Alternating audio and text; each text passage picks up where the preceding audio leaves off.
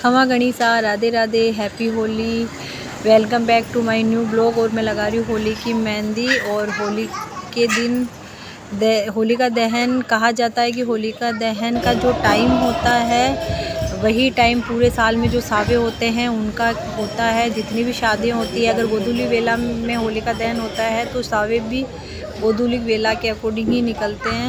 अगर रात का लेट का मुहूर्त हो तो फिर सावे भी लेट के ही होते हैं। राजस्थान में इस तरीके से होली मनाई जाती है। होली के गीत गाए जाते हैं और होलिका की पूजा की जाती है। जो औरतें होती है वह भी पूजा करते हैं और वो कच्चे सूत की कुकड़ी दिखाते हैं और उससे दशे माता का डोरा लेते हैं। ये राजस्थान में हर जगह रिवाज है। सभी लोग दशे माता का डोरा लेते हैं। शादी के बाद जो कच्चे सूत की कुकड़ी दिखाई जाती है वो 10 दिन तक कहानी सुनी जाती है और दसवीं के दिन कहानी सुन के और 10 धागे का डोरा लिया जाता है। होलिका दहन की पूजा बड़ी धूमधाम के साथ की जाती है। गांव की औरतें गीत गाती है और सभी गांव के लोग वहां मौजूद होते हैं। होलिका दहन के टाइम नया धान लाया जाता है और गेहूं के धान को जलाया जाता है, सेक के ले जाते हैं और उसको खाते हैं फिर।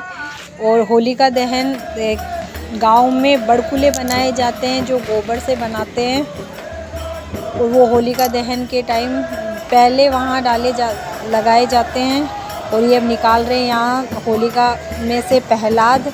होलिका जलाने से पहले जलाते ही प्रहलाद को बीच में से निकाला जाता है, क्योंकि होलिका प्रहलाद की बुआ थी और उसको वरदान दिया हुआ था कि वो कभी आग में नहीं जलेगी।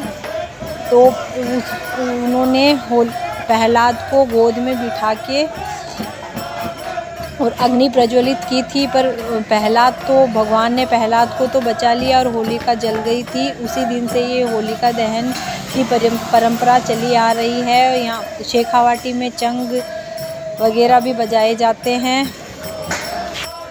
गीदड़ खेला जाता है। होली पे कई प्रोग्राम हंसी मजाक की जाती है।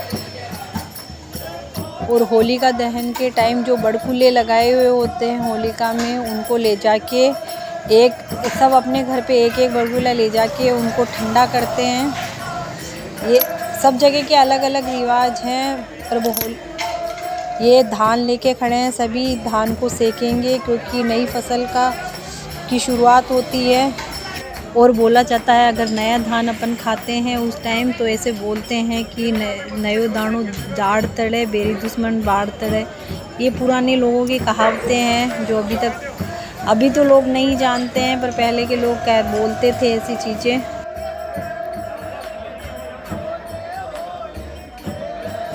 जिनकी नई नई शादी होती है कहा जाता है कि सास बहू एक साथ नहीं रहते हैं, क्योंकि जिस दिन होलिका दहन होता है उसी दिन होलिका की शादी होती है। और वो शादी से पहले उनको लगता है कि वो नहीं चलेंगे, पर इसलिए वो प्रहलाद को लेके अग्नि में बैठ जाते हैं और बारात आई हुई रह जाती है। तब से कहा जाता है कि सास बहू साथ में नहीं रहते होलिका दहन के टाइम।